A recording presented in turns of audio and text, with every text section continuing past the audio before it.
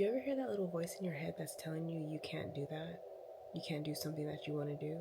Or you're not quite good enough? She's a liar. That voice is a lie. That voice is also the voice that makes us overthink all the time. Hello, welcome back. This is video number 4 to the confidence series.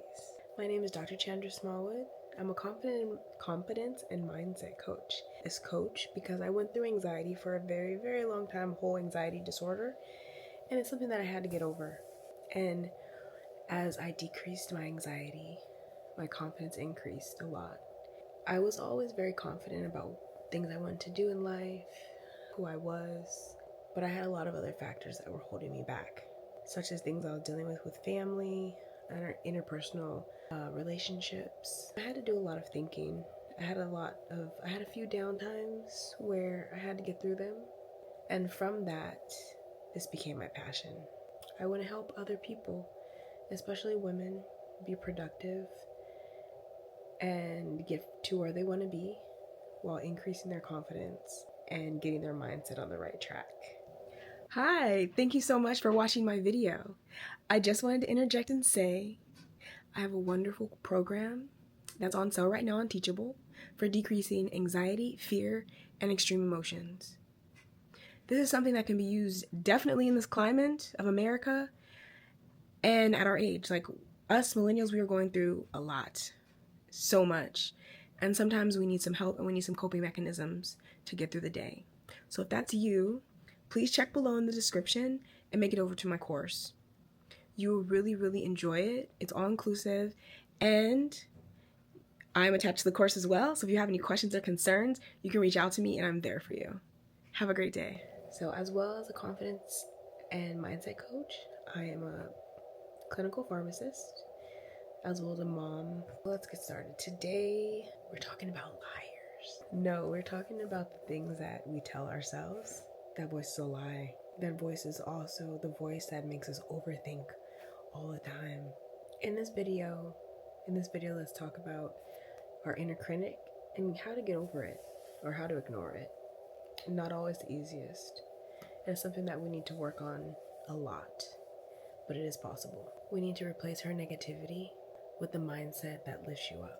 Where does the inner critic come from? It usually starts off in more of a fundamental part of our life, like childhood, society, and past experiences. The things that we went through in the past are kind of shaping us now, unfortunately. Like we may think that some things, they happen, they've come, they've gone, but they sometimes stick with us. And we keep them with us as we talk negatively about ourselves. There are a few different forms of self-criticism that we need to be aware of. Perfectionism, self-doubt, and fear of failure. All of these can take over our mind and have us stop what we're doing. When we're trying to level up, these really come into play. These are self-critics that I've had to really work on over the years in order for them to not get in my way. It's kind of like when people want to hug you and you're just kind of like, don't touch me. Maybe that's not a good example because hugging is so positive. But it's kind of like maybe if you're sitting at a concert or in public transportation and there's a whole bunch of people next to you and close to you and you just kind of can't get away from them. That's kind of how this inner critic can be. That's how it can feel. At times you just need to elbow them and get them out the way. A lot of time our inner critic will start when we're younger. We may get criticized by our parents or siblings or kids that we grew up with. Actually, this happens a lot. Our parents definitely mean well, but they don't always know what to say and how to say it. The other day I went to a networking event and I'm telling my mom the things that I want to do with my life and career and entrepreneurship, and she starts talking about something else that's a part of my life that had nothing to do with what I said. I wish I could just be encouraged, that sometimes I don't need the criticism, but it's also something that I grew up on. Don't get me wrong, I love my mother very much, and she was a great mom, but it's definitely made me rethink a lot of things and be critical to other people because of how I was raised. Also being a woman. As a woman, we know so much about criticism, which has formed our inner critic. There has definitely been a few years of people trying to look like the Kardashians and having the perfect body and changing up their hair all the time and just having great features all the time, no matter what. And that's kind of hard to keep up, especially as I've become a mom. My body has done all sorts of things. And of course, being over 40, it's harder to keep all that tight and in check. No matter how many bikinis I want to wear, I definitely have to accept the fact that I don't have a 20-year-old body anymore. But I can work hard to look close to what I want. But doing it for me, not for everyone else. We all have failures. The good thing about failures is we learn from them and they help us grow. They teach us what we need to do better, how to fix it, what do we need to overcome. But they also leave trace amounts of negativity at times. Negative experiences can reinforce limiting beliefs. Because I tried that in the past, it didn't work, I don't want to try it again. But sometimes the first time, or the way we went about it the first time, is not what we needed to be successful. We kind of got to take it as, that was practice, let me continue to practice until I get it right. This makes you accept failure, because you're like, dang, I tried. That's kind of how I feel about it. I have a kind of a side job doing MTM, or medication therapy management, for a pharmacy company online. And sometimes when I call patients, they can be so mean and just, I feel like, man, I'm just trying to help you with your medications and get them right and make sure everything's okay. And they can just be so mean. But we get so many spam calls these days, so many sales calls these days. Sometimes I have to tell them, I'm not selling anything today or doing anything. I just want to make sure that for your insurance company, everything for you is going well and everything is in order. Sometimes it works, sometimes it doesn't, and I just get hung up on. But it's just practice. It makes me more open to calling others in my business. When I have to do certain calls with people or get on coaching calls, I have failed a little bit more than I would have. It helps to reinforce that. When we have our perfectionist inner critic kind of going in our mind, we tend to look for everything to be flawless. I think this comes up a lot for women when it comes to cleaning. Sometimes you kind of look at everything and everything seems dirty. Even though if things are in order, you're just like, man, there's a spot here, there's a spot there. You want it to be perfect.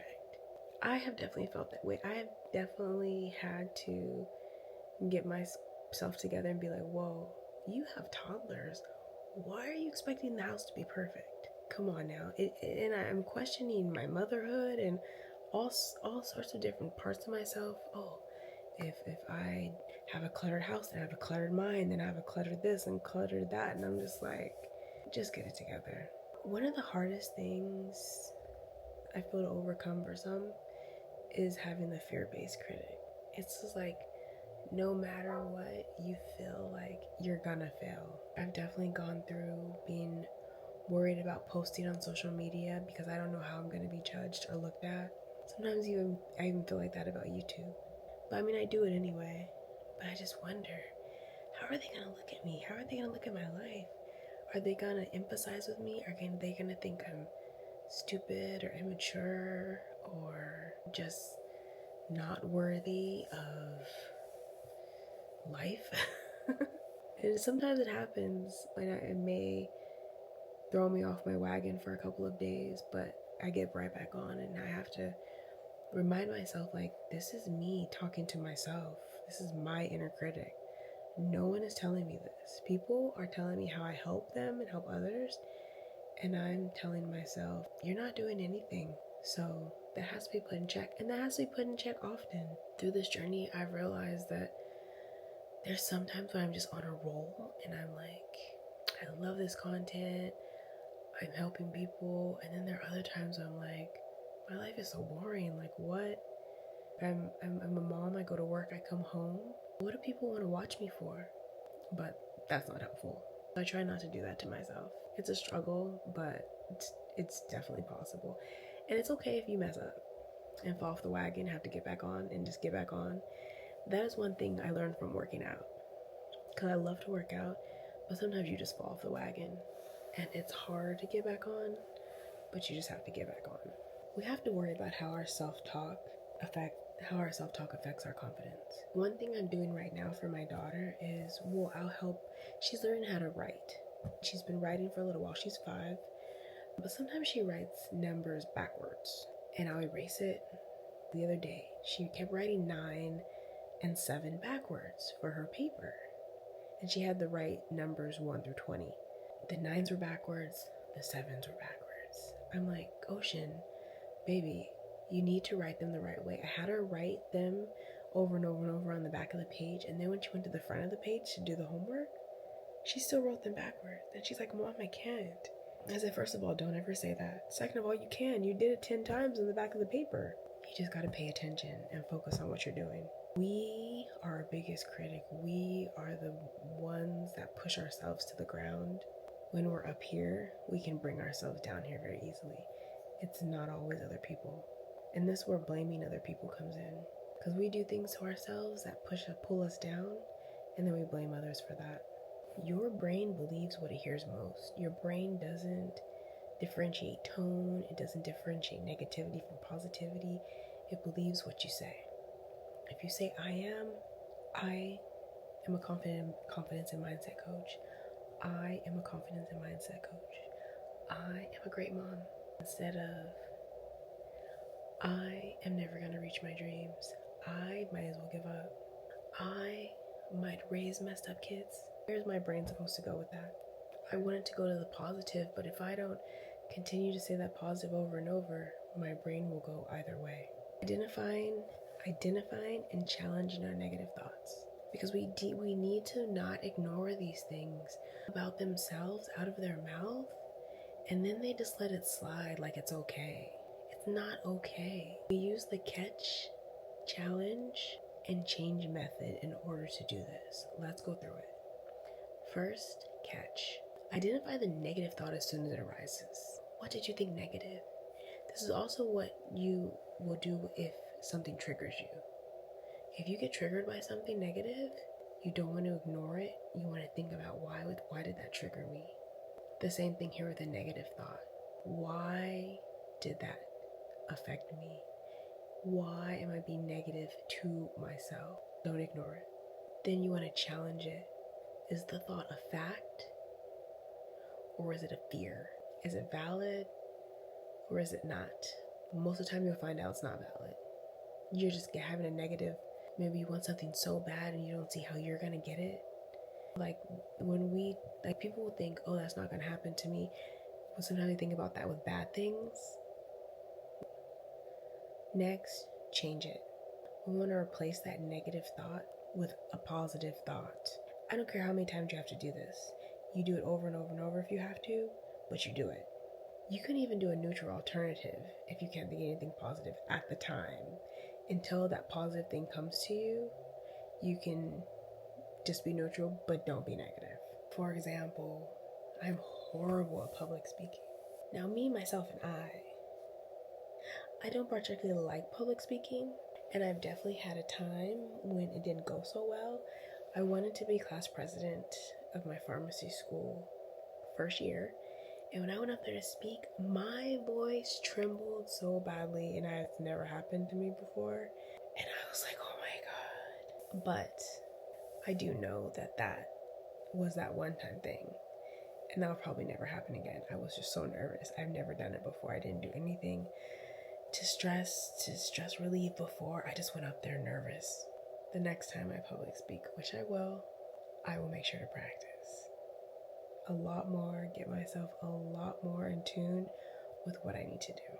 Maybe instead of saying I'm terrible, I'll say I'm changing, I'm getting better. One day I'm gonna be a professional, or I'm gonna be great at it. But today, I'm still practicing, and that's okay. Sometimes we self-reflect, right?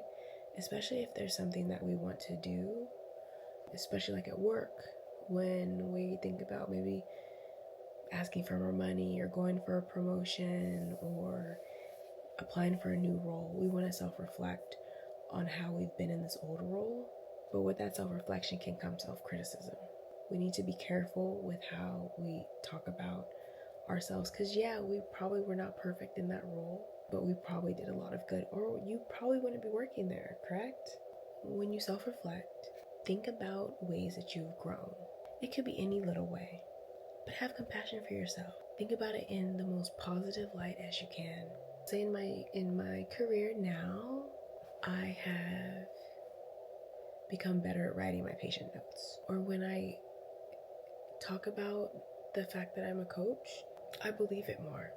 I'll say I am a coach when I used to only say I'm a pharmacist. But as an entrepreneur, I need to say I am a coach because this is something that I embody. It's not my job, this is my passion. Self-criticism, focus on failures. We've had some failures, but let's not bring them up again.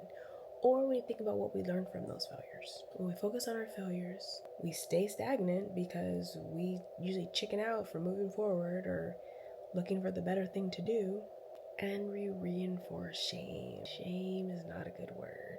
We messed up and we feel so bad about it that we have come down on ourselves so hard.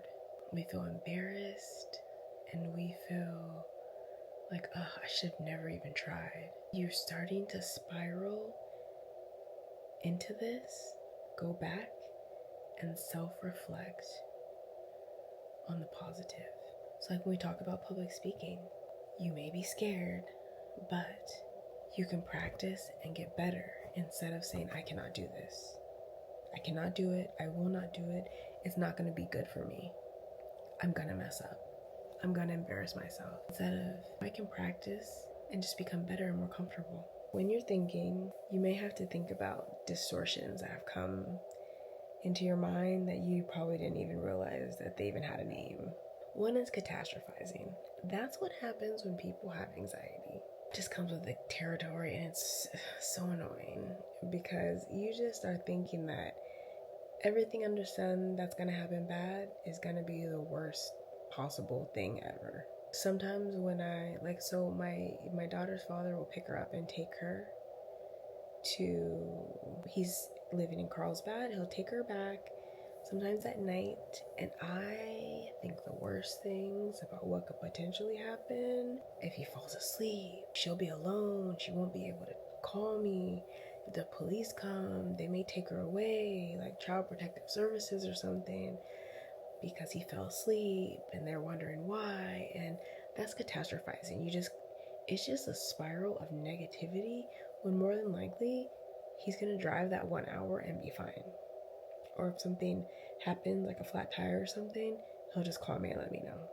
That's an example of that. But it makes you feel very anxious and uneasy. We want to stop that as much as possible. Send me his ETA on his map, and then I can see where they are. I can see how far away they are.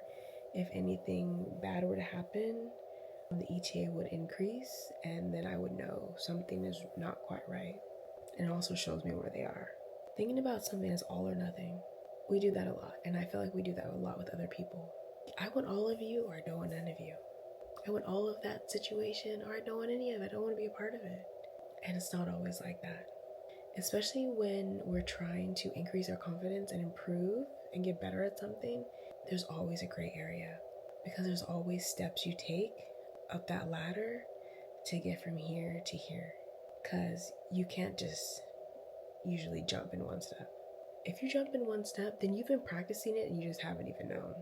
Like, that rarely ever happens. You just don't become a good public speaker the first time you public speak and you didn't even practice or anything. But if you're thinking that way, this is extreme. This isn't working. Let me give myself a little bit more grace. I know you've heard the phrase, only worry about things that you can control. That's where the next one comes in, personalization. If you can't control it, don't personalize it. Don't make it about you.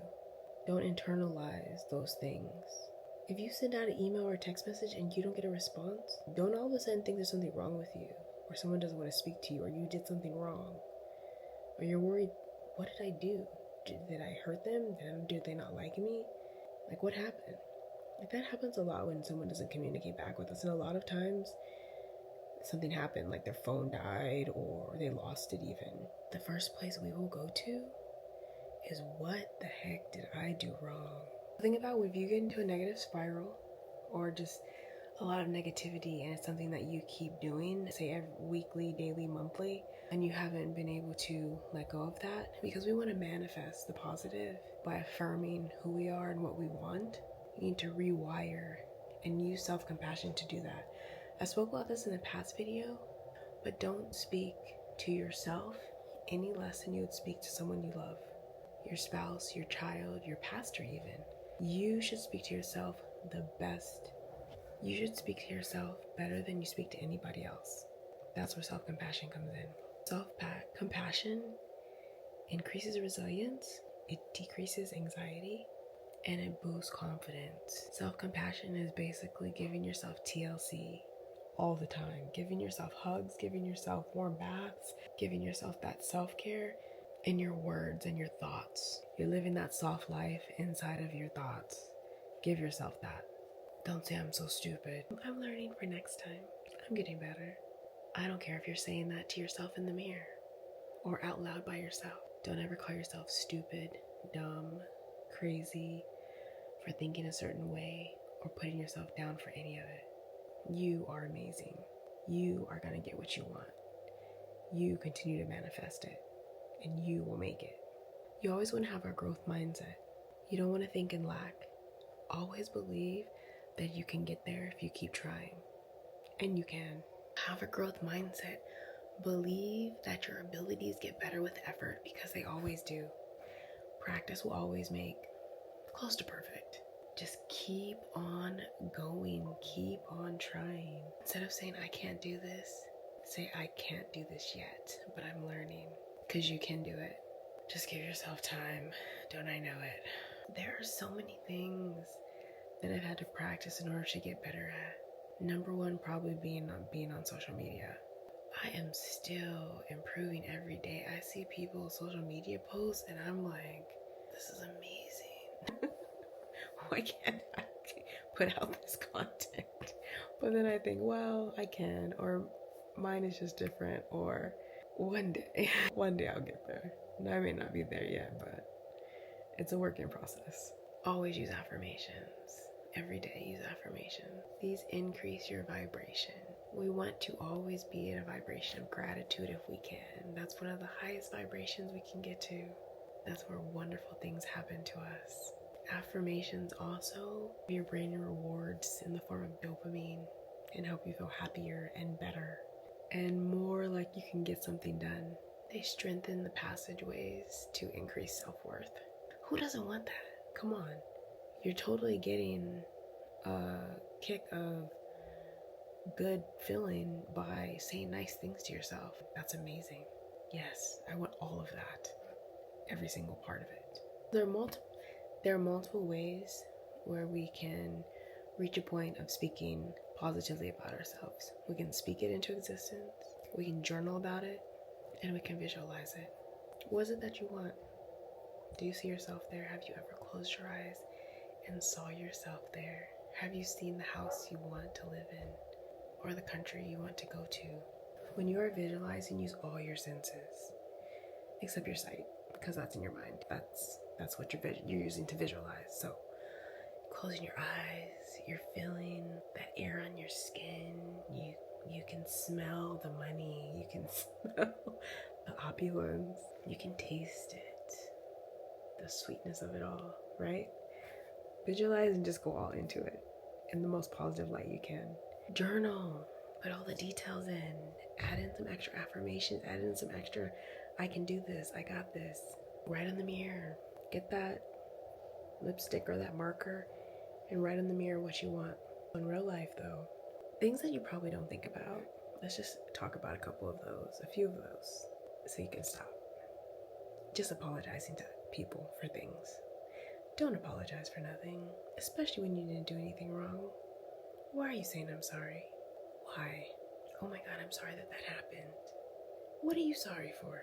You may not realize it, but apologies can decrease your confidence and authority when overused. It's just a part of your vernacular at that point.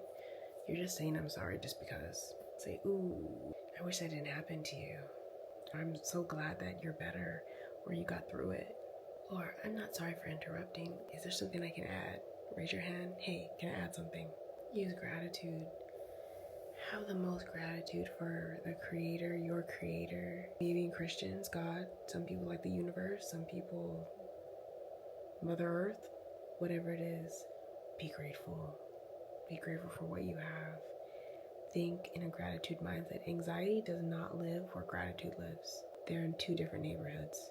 If you can remember, write 3 things about yourself that you like, or you did well that day, or some wins, or think about it, even if you don't write them down. Writing is better, but thinking about it is great too. Surround yourself by people who affirm you. Don't tell negative Nancy your dreams and your goals, and don't tell scared Sarah. They're not going to give you what you need to hear. They're not going to affirm you. They're not going to support you in where you need to go.